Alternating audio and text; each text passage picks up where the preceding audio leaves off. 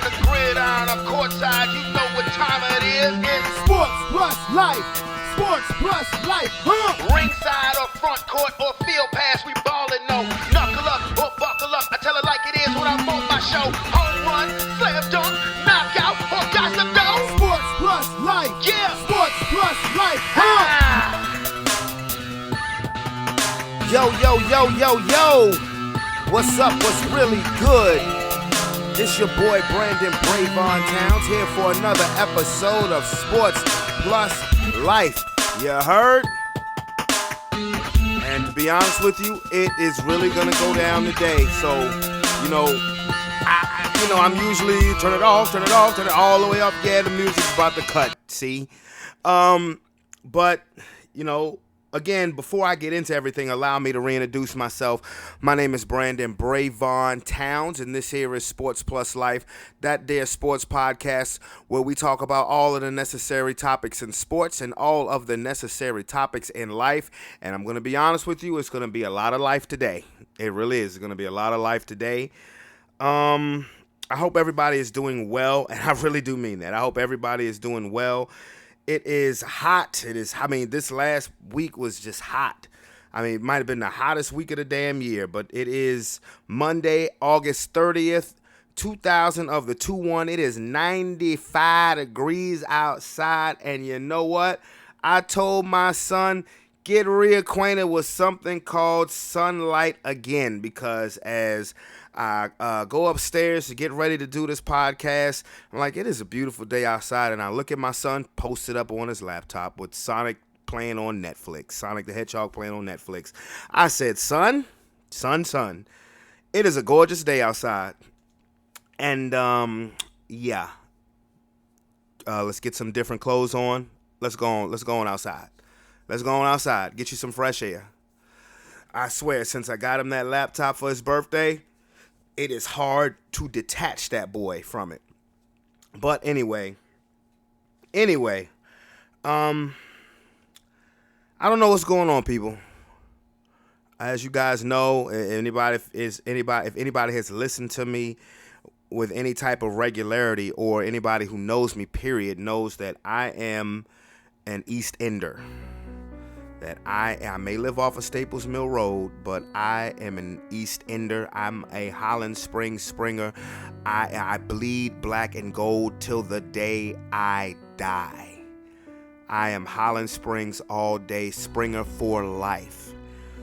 And of course, a couple of weeks ago, we had the unexpected passing of our brother, class of 2001 brother, Chris Meek. And we were just hurt. We were grieving. And then come to find out yesterday that another one of our Springer family unexpectedly passed away. And you've heard me mention this name before on the show because we talked often. And it was on social media, but we talked often. Daniel Finneyfrock. Finney. And matter of fact, I've told this story before on the show. I know it was a couple of years ago because we talk often. Come to find out yesterday that Finney unexpectedly passed. And here's the crazy thing about it. It was while he was on a trip in North Carolina, and it happened August 13th. And the Holland Springs family, if you will, just found out about it yesterday. And is another blindsided blow.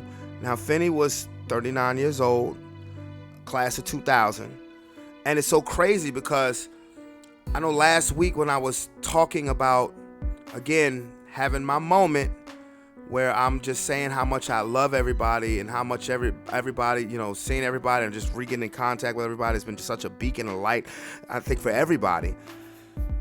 And I was saying, the event that we have coming up next Saturday on September 11th, that, it generally created in the spirit of the class of 2001 20-year reunion. But I also said that, I didn't, if you come out, I didn't care if it was just class of 2001. It could have been class of 2000, 2002, 3, 4, 99, 98. I didn't care, honestly. And one of the people that I always tag when I put my podcast on Facebook, when I tag it to people on Facebook, is Finney. It's Finney Frog. And I literally yesterday, I'm sitting here fighting back tears. I am when I heard about this, because it was around 1 o'clock. I had my phone on vibrate, but I also had it on the charger. I forgot that I had my phone on vibrate, but I had it on the charger. So I was, taking care of some things around the house. So I was just sitting down, getting ready to watch this football game. It was a preseason game, I think, the Cowboys in Jacksonville. And I look at my phone, because I was getting ready to call to check on Kia in London, because they were at her mother's house. Yesterday was Kia's birthday. Happy birthday. And I was just getting ready to call to check on them, and then I looked, I had got a IM message from my homeboy Doug, who, we had the conversation on the show a couple of weeks ago. Matter of fact, the day that we found out that Meek passed. And he sent me this link for, it was an obituary, and I saw the name. And I was like, wait a minute, hold on, wait a minute. And when I read the obituary, of course I saw who it was. I just immediately put my hand over my face, and my eyes just got real wide. And then, I started IMing him, and I was like, well, what the hell is this true? And then I went on his Facebook, on Finney Frog's Facebook page, and I scrolled down and I saw these people giving condolences. In the meantime, while seeing stuff that I've tagged him in the past couple of weeks, because I didn't know. But when I saw the condolences that was on his Facebook page, I'm like, we don't know any of these people.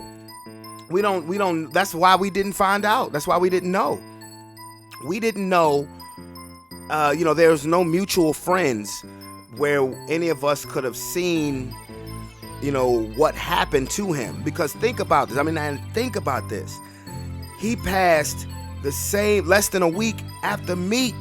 When Meek passed on a Monday or Sunday, Finney passed that Friday. And it's just something that's just hitting, not just me, but all of my Springer family. It's hitting us like a ton of bricks, because we like, what the hell is going on?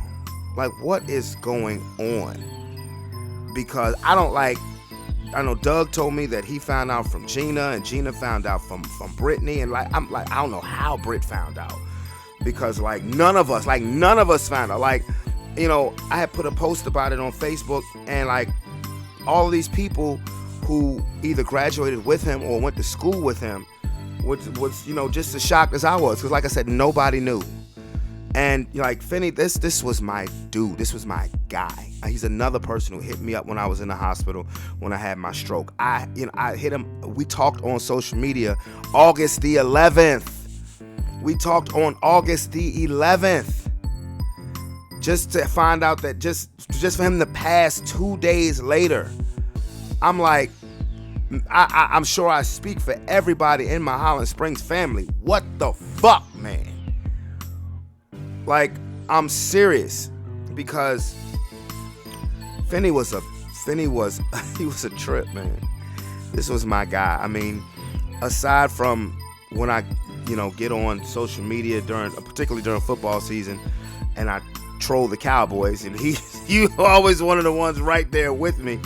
But when we talked about, when I would say something or do a live post or something about social injustice issues and things like that, Finney was right there on the front lines at, just wanting equality. And, Finney was a white guy. And like I said, but when I tell you this was my guy, this was my dude, my bro, Chris Pitt, called me yesterday evening, just asking me what the hell happened to Finney. They graduated together. Chris is another one, my big homie. He's like my brother. These are my guys. And it just hurts. It just hurts so much, because Finney was a funny guy. He was a funny dude. He would just do and say the most random funny stuff. And it's just like, yo, what the hell is going on? Because think about it, the stuff that's been happening in our family the past, just in the month of August, This is stuff that we shouldn't be talking about for another 35, 40 years. Remember what I said after Meek passed. We may have been out of high school for 20 years, but in the grand scheme of life, we're not old by any means. Now, we're at an age where we definitely need to pay attention to our health more. I know that from experience, obviously. But we shouldn't be having these talks. We shouldn't be talking about our classmate who just died, or a person we went to school with who just died. Not at this age. Not 80s babies. Not yet. We should be having conversation on how your kids doing. How's your family doing? Because a number of us still have very young kids, myself included. Like, it's like, what the hell is going on? And it really hurts, man.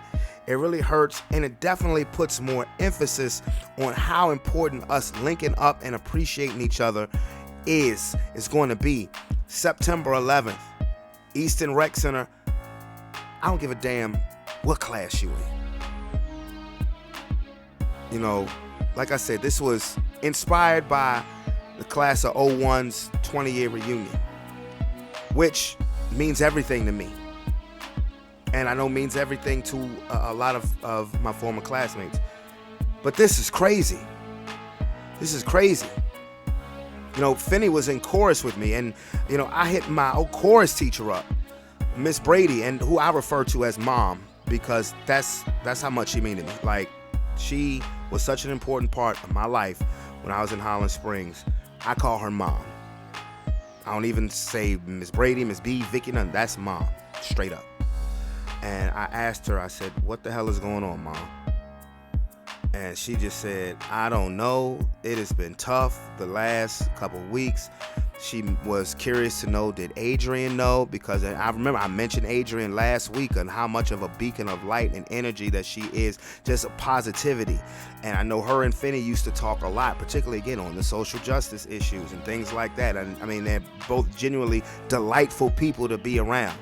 And Adrian she found out by looking at my post, and it just hurts. And, you know, she's been dropping the love bombs every week since Meek passed.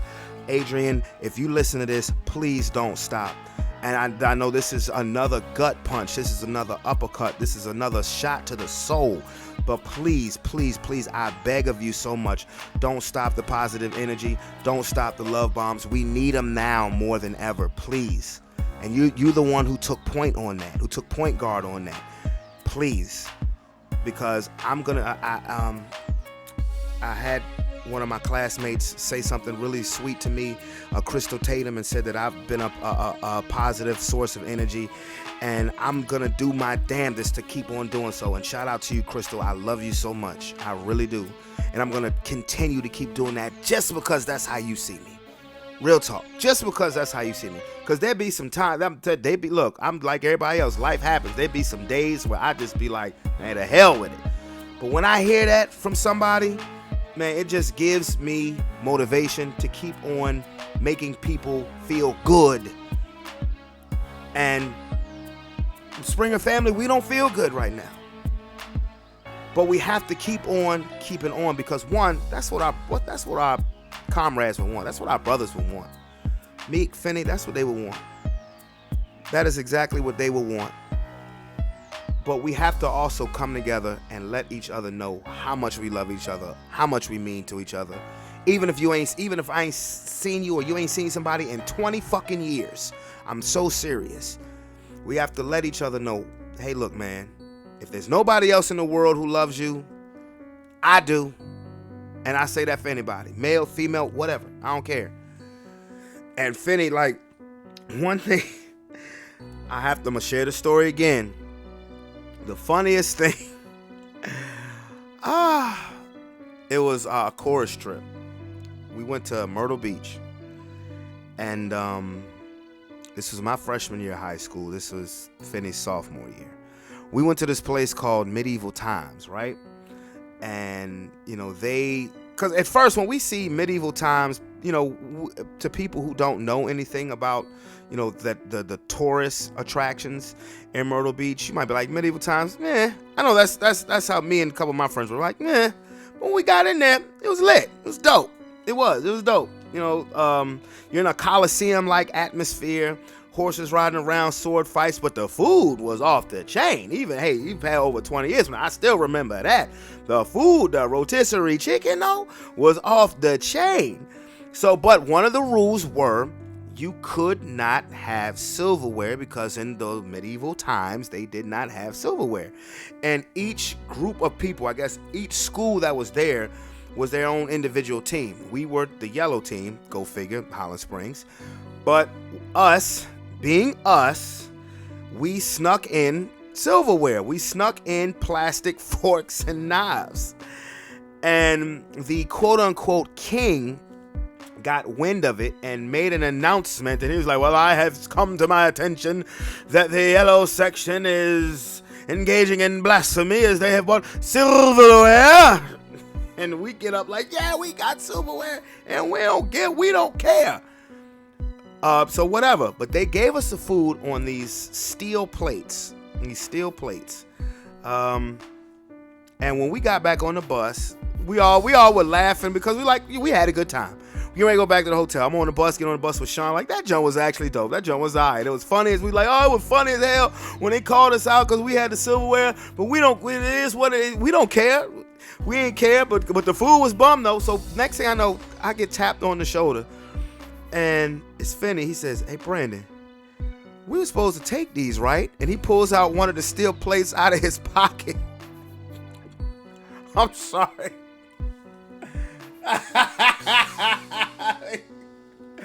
If you had just the look on his face.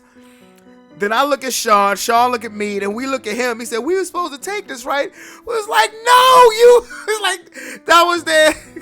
It's like, that was the plate that they fed us off of. We weren't supposed to take that.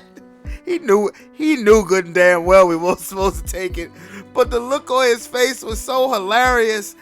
Me and Sean laughed all the way back to the bus because back to the hotel. He sat right across from us because, like I said, we were clowns. We were clowns. We were jokesters. Finney was a clown dude too. And we just was sitting there looking at him and we just laughing. We couldn't stop laughing. We was like, yo, I cannot believe this. And when our teacher saw it, Miss Brady, aka Mom, she just looked at him and she just put her head in her hands and just started shaking her head. It was so funny. And then years later, I'm telling you, this was maybe a couple years ago. I saw him at the right in front of the Holland Springs post office. And, we joking because I hadn't seen him in person for a while. So we embrace, we sit there and we talk we sit there in front of the post office. We talked for about 30 minutes. And one of the things that came up was that day. And I told him, I said, man, I'll never forget the day you took that plate from medieval times and thought that, and acted like you thought it was a souvenir or some shit. He said, I still got that plate. And I can't stuff like that. And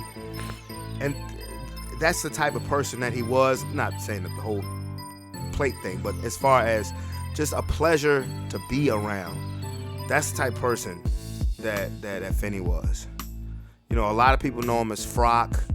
I always called him Finney, not to get confused with another Finney that actually graduated with Kevin Finney, excuse me. But this hurts, man. Another one.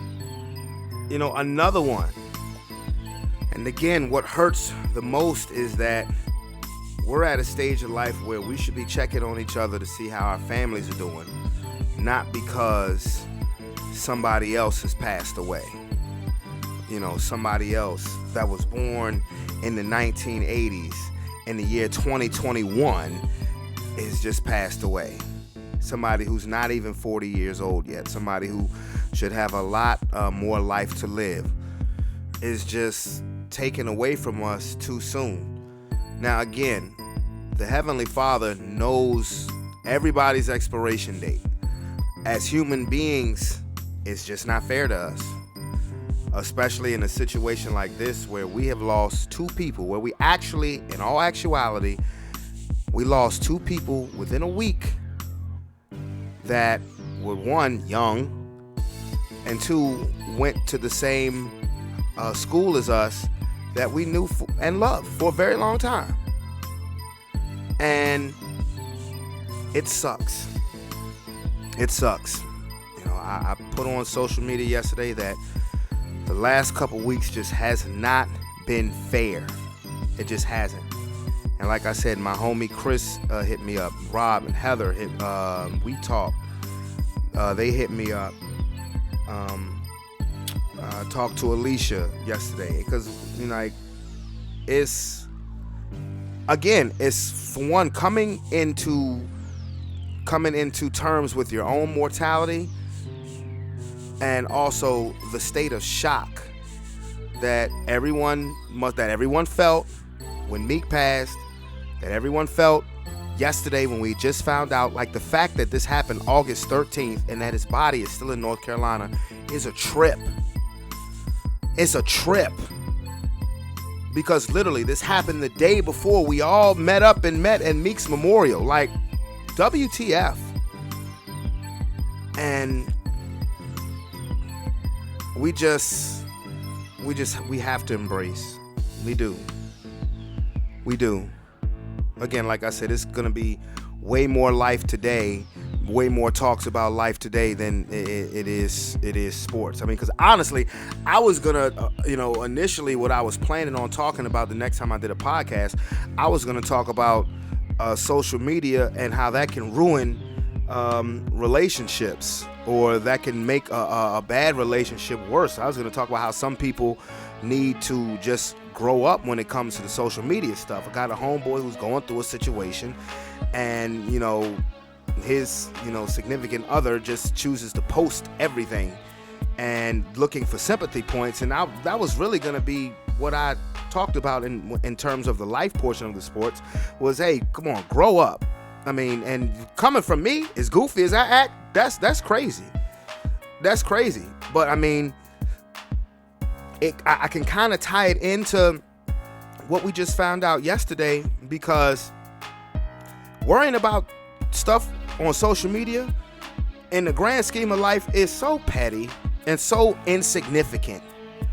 It's so insignificant. I mean, because a lot of people come on social media just for drama anyway. And a lot of people just post drama-laden stuff on social media to get likes and validations from people who really don't matter. Honestly.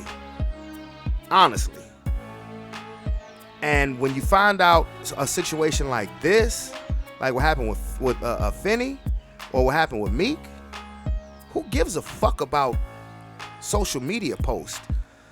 Especially if the post is intent of causing chaos, or looking for sympathy from causing chaos. Like, that's crazy. To me, that's crazy. If you feel that you're in a relationship and you need to be split, and you feel like the both of you can grow and be better for it, that's all well and good. That's great. Then grow and be better for it. Posting pop shots about people on social media just to stir up the pot, how are you growing from that? That ain't doing nothing but trying to keep the situation going. That's one person trying to make another person look bad. Grow up. Because then you have real shit, real situations like what me and my family are going through. When I talk about my family, I'm talking about my HS family. We got real stuff like what me and my family are going through. We losing people. We losing people that we ain't never gonna see again forever on this earth. That's some real stuff.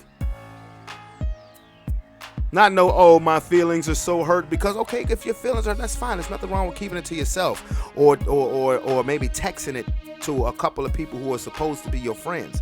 Not letting the whole social media verse know just because you're looking for a thumbs up or care emojis. Fuck out of here with that. I'm sorry. I'm sorry.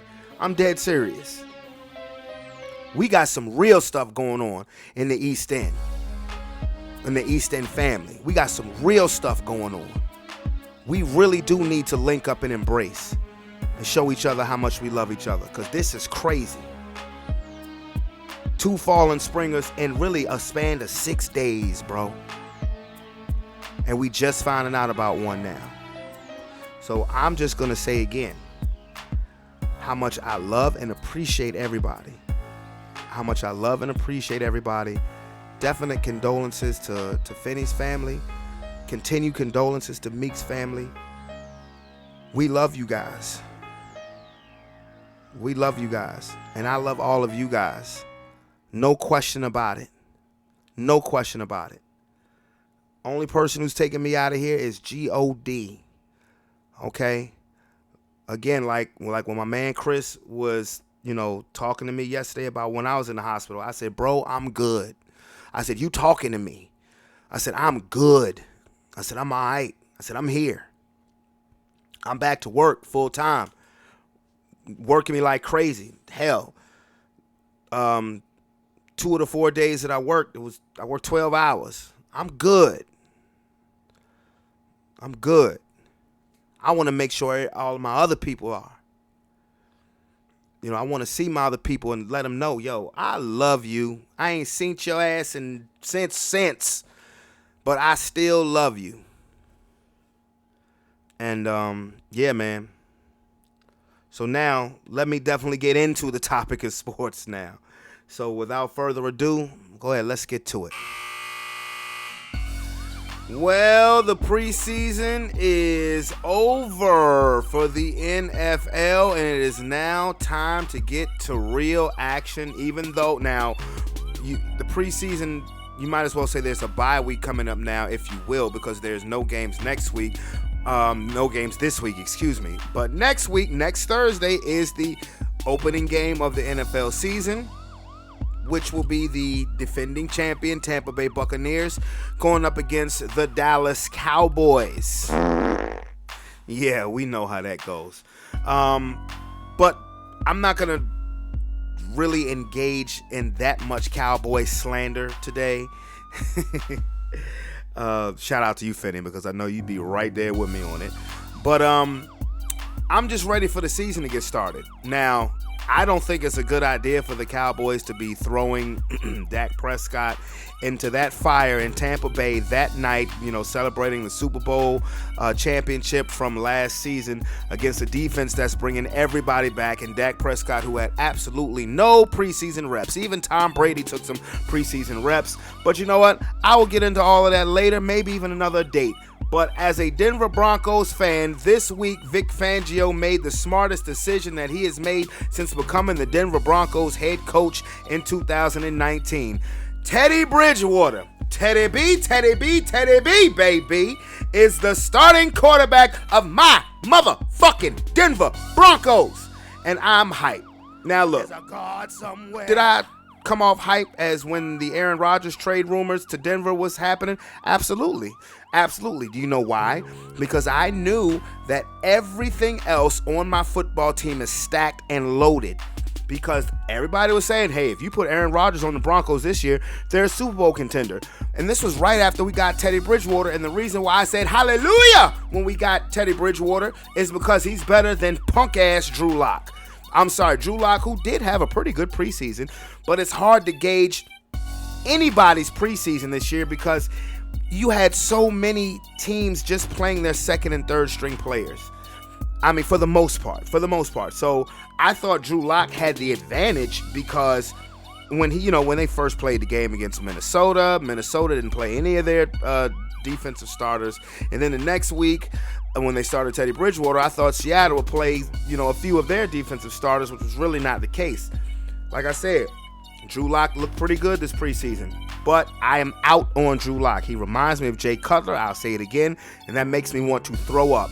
I legitimately feel that we are going to go to the playoffs this year with Teddy Bridgewater as quarterback because we are loaded everywhere else. And if you felt that strongly about saying if we got Aaron Rodgers or Deshaun Watson that we would be a Super Bowl contender, Teddy Bridgewater has gotten teams to the playoffs. I understand that, hey, Carolina traded him for a 6th-round draft pick to bring in Sam Darnold. I also think about how last season he didn't have Christian McCaffrey for the majority of it. And that's a big part of it. Carolina's defense was also suspect too. They were actually involved in a lot of shootouts. So we'll see. I'm looking at our schedule. with not just the offense, but with the strength of the defense, I believe my defensive team is going to be great. I believe Denver will be top 5, maybe top 3. I'm not saying 2015 defense, but boy, I'm gonna tell you, we gonna be close. We got Vaughn back, Bradley Chubb, another year removed from the ACL tear. He should be stronger. Shelby Harris is back. The backfield, I'm talking no-fly zone has returned, baby. Pat Surtain, Kyle Fuller, Ronald Darby at your corners, Kareem Jackson, Justin Simmons at your safety. I'm looking at our schedule, and I'm seeing 12-5. And I'm not saying that because I'm a Broncos fan, because I can trick myself into thinking, hey, we might win 12, 13 games with Drew Lock at quarterback. Shit, no. But I'm looking at this. First game of the season against the Giants. Listen, I was on the show a couple of weeks ago loud talking to my man Tony about how the Giants are going to win the NFC East. What's wrong with y'all? I might have to backtrack off of that because the Giants' O-line is horrible. Horrible. Everything else for the Giants is good, very good. If the New York Giants had an average offensive line, I would easily pick them to run away with the NFC East. I don't think I can do that now. The Giants' offensive line is really, really bad. You niggas are crazy. And Denver's gonna tee off on that shit. But tell you that's gonna be a win. Next week at Jacksonville, W. Next week home against the Jets, W. So I have us coming out the gate 3-0. At home against the Ravens, oh God, I can't bet against Lamar Jackson. But I think we'll go to Pittsburgh the week after that and beat the Steelers. I really do. I think we'll come home and beat the Raiders. Going to Cleveland? No. Can't pencil that one in. Home against Washington? Can't pencil that one in yet just because of their defense. I got to see how they're looking. Now, before the season started, because I didn't know what we were doing at the quarterback position, I had us losing to the Dallas Cowboys. Mind you, the Denver Broncos have not lost to the Dallas Cowboys since 1995. I understand that we only play each other once every 4 years, and from that time as a stretch of once every 3 years, but we played them 6 times over that time period, and we've won them all. And I said, you know what? This year is, are we going to suck so bad with our quarterback? Dallas will beat us. Never mind. I take that back. Even though it's in Dallas, we are going to beat the Cowboys. Again. The next week, home to the Eagles, that's a dub. Home to the Chargers, division game, you never know. At the Chiefs, I'll chalk that up as a loss. Home to the Lions, we'll win. Home to the Bengals, we'll win. At the Raiders, division game, I can't chalk that up. At the Chargers, another division game. Depends on where they're at. I think the AFC West, remember last week I said, is one of the 3 toughest divisions in the league. Last game at home against the Chiefs, January 9th, we will win that game. And I said, I believe we will be 12-5 just because Vic Fangio has finally made the right choice at quarterback. Now, the next order of business with Drew Lock is to trade him. Fuck up out of there. Okay, now, I've had my Denver Broncos moment. Now, to the business of other action in the NFL, there are a couple of quarterback battles other than Drew Lock and Teddy Bridgewater that have been settled. The Saints finally settled on starting Jameis Winston over Taysom Hill, which honestly, I don't understand, where the quarterback competition battle was at. And because Taysom Hill is a gadget guy. To me, he reminds me of Tim Tebow. And honestly, that's what Tim Tebow could have been had he elected to play things other than quarterback in the NFL. What else? Jacksonville decided, even though we knew this was going to happen, they decided to go with Trevor Lawrence as their starting quarterback. The number 1 overall pick, duh. The reason why Urban Meyer took the job, duh. Excellent. So we knew that was going to happen. But he answered the bell by playing great yesterday against Dallas. He was spectacular in the couple series that he played. So, and Gardner Minshew simultaneously traded to Philadelphia. Bye, bitch. So Trevor Lawrence is definitely the guy. Still no news yet on Trey Lance and Jimmy Garoppolo. That competition is closer than one might think. I would think that the 49ers would go with Garoppolo with a Trey Lance package, but, if the decision hasn't been made now, that's kind of cutting it to the last minute. Same thing in New England. Cam Newton, Mac Jones. Let me tell you something. Hope your fat ass don't come on my house no Cam more. has looked good. I think they should go with Cam. I'm not as sold on Mac Jones as maybe everybody else is. But there's kind of almost an indictment on Cam because he had the COVID thing again. Well, I mean, misunderstanding of testing. I don't know what that means. But I think they should go with Cam because I truly believe, remember, the AFC East is another division that I named last week as one of the toughest divisions in football. So Cam or Mac? Mac or Cam? Is it Cam Newton or who? Mac Jones? I mean, I don't know. And the Miami Dolphins, I don't like the way that they're handling Tua. You know, they're going to break this kid's confidence, and any chance he may have to be great, at least for y'all are going to ruin it. Because, you know, now it was just found out today that Miami is still, looking to possibly trade for Deshaun Watson. Now, I said this last week. Look, the rebuild phase for Miami is over. That's over and done with. So, you drafted Tua. You drafted Tua last year, 5th pick overall. And honestly, if he hadn't got hurt his senior year in college, his last year in college, he probably would have been possibly the number 1 pick. Remember, remember the beginning of the year, 2019? It was tank for Tua. That was the Miami chance. Well, you didn't have to tank, but you got him anyway. And they kept training wheels on him last year, and they kept bringing in Fitzpatrick once they brought in Tua. And, Tua came out and said he didn't know the playbook. You should never do that. But if this is going to be your guy, then you need to go ahead and ride with him. Deshaun has issues outside of football that may pose as a problem to him being able to play football. So I don't like what the Dolphins are doing with Tua. And here's another thing I'm going to tell you. If Tua ain't going to be successful, neither is Mac Jones. And because they're from the same system, the same school. They both won a national championship with Alabama.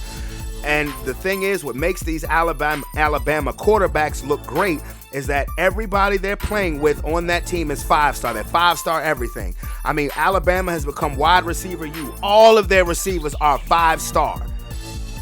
And once you get into the NFL and you realize that not every receiver is 5-star, or there are just as many cornerbacks that are 5-star, it doesn't quite pan out. You can't really name one Alabama quarterback that's been successful over any period of time. We're looking to see if that happens with Jalen Hurts. We're looking to see if that happens with Tua. We're looking to see if that happens with Mac Jones. A.J. McCarron has never really gotten a chance, and unfortunately just tore his ACL with the Atlanta Falcons. So again, I'll say it. If Tua ain't going to be successful, neither is Mac Jones. And Tua has weapons in Miami. That's why I said the rebuild phase for Miami is done. It's done because Miami has weapons. They have a team. I'm not just going to summarily give the division to Buffalo when I see what Miami's bringing to the table, when I see what New England and Belichick are bringing to the table. So that's really all I have to say about football. Let the games begin. And the only news that I have on basketball is that looks like Rajon Rondo is going to be coming back to the Los Angeles Lakers, signing a 1-year, $2.6 million deal. Boy, I tell you, man, them Lakers, boy, they will be something to deal with on 2K12. I mean, but I tell you what, I always liked Rondo with the Lakers. I wanted him as a Laker when Kobe was there. But next, I'm gonna address this situation next, and that is the sweet science. Let me hear that bell ring. I'm only gonna give this some attention because I have to point out a couple of things about the sweet science of boxing, which I love so much. Last night, Jake Paul defeated Tyron Woodley in a split decision. I did not pay for the fight. I promise you I didn't. I'm still kind of mad on why I paid for the damn Floyd Mayweather fight against his brother Logan Paul. But it's a good and a bad to me when it comes to Jake Paul, because one, I do like the attention that he is bringing to boxing, because boxing is not easy, and I do like that he is using his celebrity status to engage in boxing, like I said, which is, again, is bringing attention to boxing. But what I don't like is the fact that he's not fighting boxers. Okay, he's 4-0 now, and this is the first time that he fought somebody who was, I guess I would say, legitimate in fighting, or had some type of pedigree. But it was UFC. Tyron Woodley's a 39-year-old retired MMA fighter. And again, Jake Paul's first fight was against a YouTuber. Joke. Against Nate Robinson. I mean, good Lord, did he sleep Nate Robinson? But Nate Robinson's a basketball player. Joke. And again against Ben Askren, who looked like a sack of potatoes, who was known more for wrestling than he was for actually striking people. Joke. Now, make no mistake about this. Tyron Woodley rocked his ass. I seen the fight. I didn't order it, but I saw the fight. Tyron Woodley rocked his ass in the 4th round. And I don't know where the split decision thing came from, because I thought Jake Paul won the fight, but he was tired. Both of them were gassed by the end of the fight.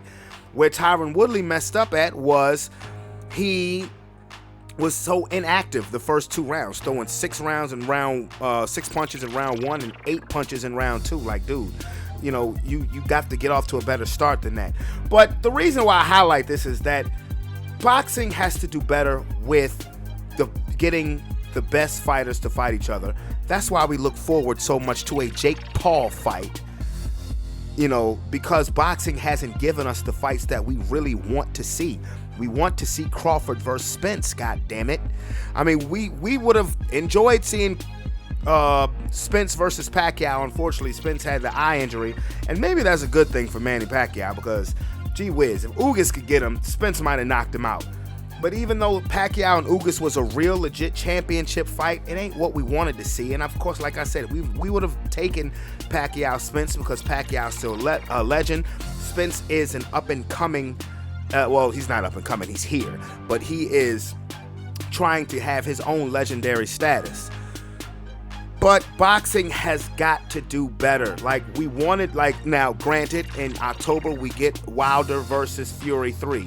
Now, the only reason why that's even made possible because boxing slowballed around on getting Wilder and Joshua in the ring, which should have happened 3 years ago while they were 2 undefeated champions.